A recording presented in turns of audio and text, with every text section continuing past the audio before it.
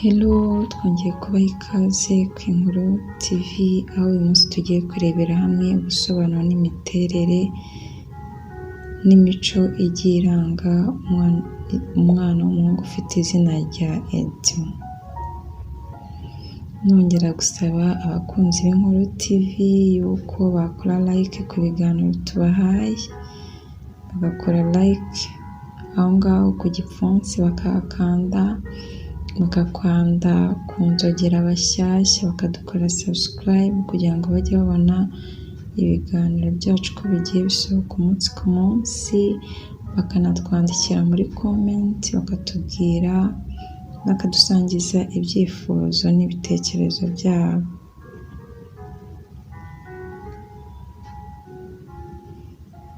Edmond rero ni izina rihabwa umwana w'umuhungu, rikaba rikomoka mu rurimi rw'Ikidage, rikaba risobanura umurinzi w'umukire.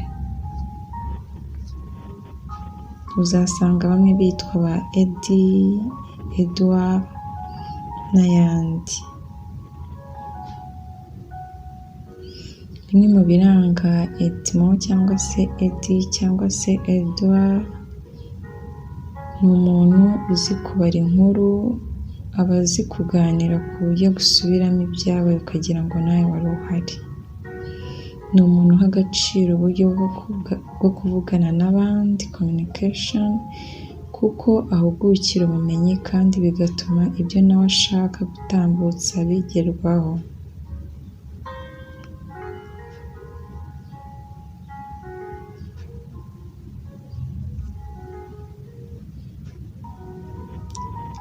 Edmond rero ni wa muntu uzi kwitegereza akageza kure, imitekerereze ye irenze bimwe byo kuvuga ngo ni uko yagiye mu ishuri kwiga.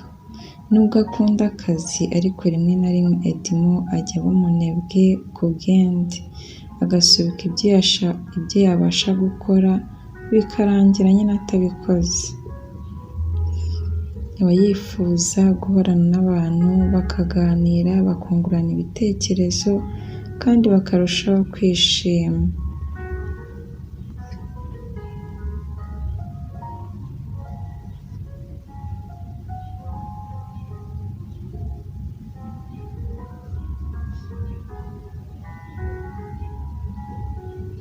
Edmond rero nubwo agaragara nk'umuntu wihagararaho kandi ufite indangagaciro z'abagabo cyane, ariko burya muri we ni umuntu ugira umutima woroshye cyane.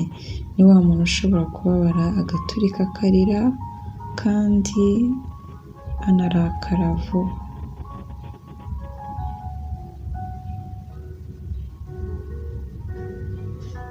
Edmond ntabwo ajya aba akazuyazi ari mu bintu aba abirimo wese. No mu mico ye kandi ni uko. Edmond ni intwari kandi arwanira ishyaka icyo akunda. Ibi bituma ashobora kugera kure cyane mu buzima, agatera imbere cyane cyangwa agahomba bikomeye.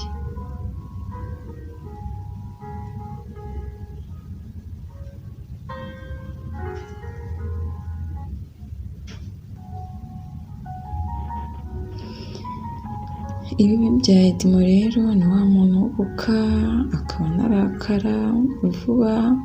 Ntabwo Edmond kandi azi gutegereza, akunda gutegeka kandi ashobora kwishora mu kintu n'umutima we wose atabanje kubyigaho bihagije. Edmond iyo afite umujinya ashobora kukubwira amagambo mabi cyane agukomeretsa ariko atabigambiriye.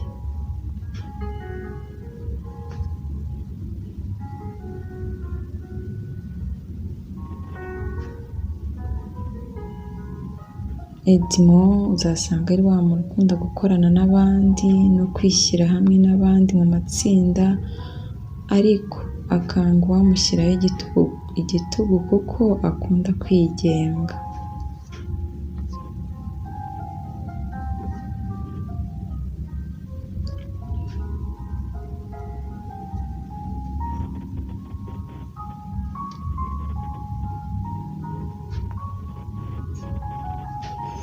Edmond rero iyo abaye umubyeyi aba ari umunyakuri,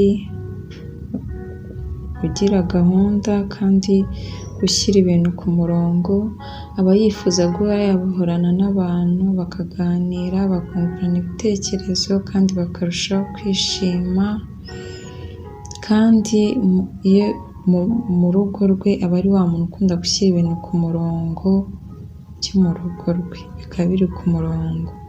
Ni wa muntu wubaha ababyeyi be, akita ku bana be nk'uko nawe yitaweho, kandi agakunda umuryango we cyane. Kuri we yumva ikintu kimunezeza ari ukugira umuryango, niyo mpamvu awuha agaciro cyane akawuba hafi.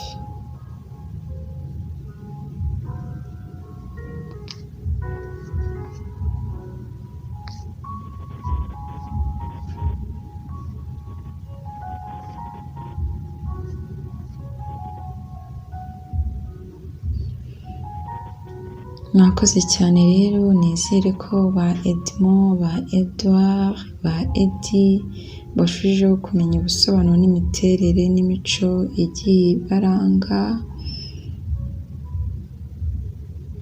Nongere kubasaba gukora subscribe ku bantu bashyashya, gukora comment, kandi nizere ko uwari wadusabye ubusobanuro bwa Edmond yarushijeho kunogerwa n'ubusobanuro yumvishije muri iki kiganiro.